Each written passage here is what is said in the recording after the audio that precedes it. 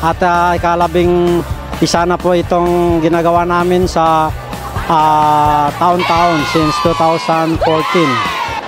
And nagpapasalamat po kami una sa Panginoon na naging successful po yung aming mga dumaan na mga nakaraan na mga laro mula season 1 hanggang 10, and now we are doing this season 11. Purpose and natin sa motto natin sa game na ito or sa paliga na ito is magkaroon po tayo ng camaraderie,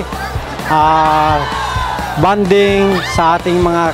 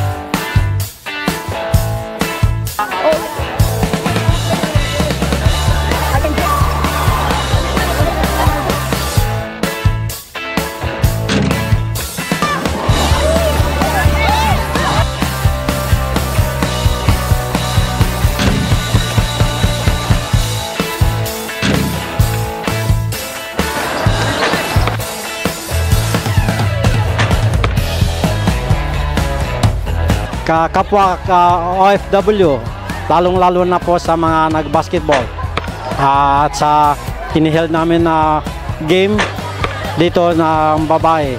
Okay, kaya po patuloy po niyong panoorin, watch this and support our league. At ganun din po, nagpapasalamat kami kay Lord at sa ating live coverage ng TVV Kabayan. Thank you so much for your support and God bless all.